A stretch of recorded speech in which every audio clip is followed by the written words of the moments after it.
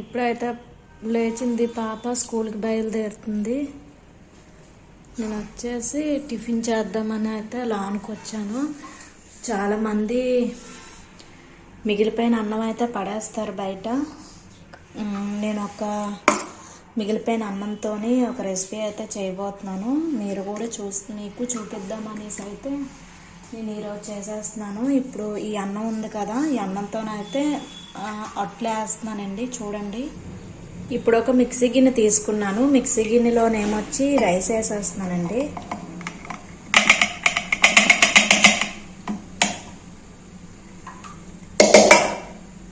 Mixie గిన్నెలోని ఇప్పుడు rice వేస్తాను. అందులోనే కొంచెం గోధుమ పిండి వేస్తున్నాను.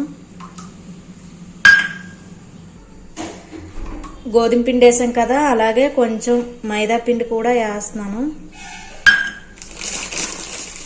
ఇప్పుడు కొంచెం సాల్ట్ వేస్తున్నాను.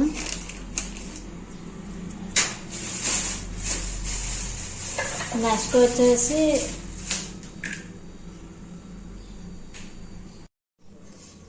ఇప్పుడు ఇందులో మైదా పిండి వేసాం కదండి, అలాగే కారం కోసం నేను పచ్చిమిరపకాయలు వేస్తున్నానండి. ఒక 5 పచ్చిమిరపకాయలు అయితే వేస్తున్నాను. పెరుగు ఆప్షనల్ అండి, ఉంటే వేసుకోవచ్చు, లేకపోతే లేదండి. నేనైతే పెరుగు వేయట్లేదు, అది పెరుగు అయితే తిందు, పెరుగు స్మెల్ అయితే దానికి పడదు, అందుకే పెరుగు వేయట్లేదండి. ఇలా చేస్తాను, చాలా బాగుంటుంది. ఇప్పుడైతే ఇది మిక్సీ చేసేస్తాను.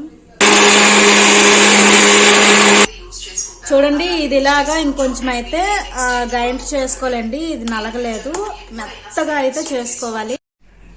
చూసారు కదా, ఇది ఇలా మెత్తగా అయితే నలిగిపోయింది. ఇప్పుడు దీన్ని ఒక గిన్నెలోకి అయితే వేస్తున్నాను. ఇలా నలగాలి మనకి, ఎక్కువ నీళ్ళు అయితే వేయకూడదు. నేను చెప్పిన దీంట్లో కొంచెం వాటర్ అయితే వేసుకొని మిక్సీ చేసుకోవాలి.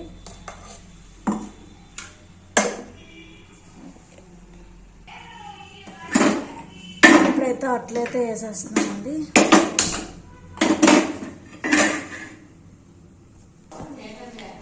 దీంట్లో కావాలంటే మనం ఉల్లిపాయలు, పచ్చిమిరపకాయలు ఇవన్నీ వేసుకోవచ్చండి. మనం పచ్చిమిరపకాయలు వేసి మిక్సీ చేసాం కదా, పచ్చిమిరపకాయలు అవసరం లేదు.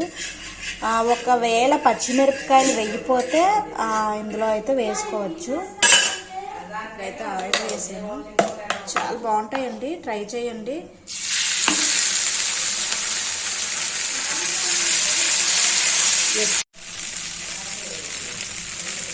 చూసారు కదా, ఇలా చూడండి, ఇలా అయితే వేసుకోవాలి. చూసారండి ఎంత బాగా వచ్చిందో అన్నం అట్లు. ఇందులోని మైదా పిండి కొంచెం ఎక్స్ట్రా వేసుకోవాలండి, చాలా బాగా వస్తుంది. చెప్పాను కదండి, గోధుమ పిండి ఆప్షనల్, ఉంటే గోధుమ పిండి కూడా వేస్తే వేయచ్చు, లేకపోతే లేదు. మైదా పక్కా వేయాలండి, మైదా మాత్రం. చూసారా ఎంత బాగా అయితే వచ్చాయో. ఇప్పుడైతే టీ పెడుతున్నానండి నేను. చూసారు కదా ఎంత బాగా అయితే వస్తున్నాయో, ఇలా తీగానే వచ్చేస్తుందండి. మీరు కూడా ట్రై చేయండి, చాలా బాగుంటాయి,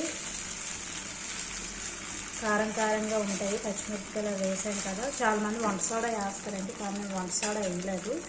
ఇవే మెత్తగా ఉంటాయండి, ఇంకా అది వేస్తే ఇంకా మెత్తగా అయిపోతాయి అన్నమాట. టీ అయితే మరుగుతుంది. పాప అయితే క్యారేజ్ కట్టానండి. చూసారు కదా, పాప అయితే రెడీ అయిపోయింది,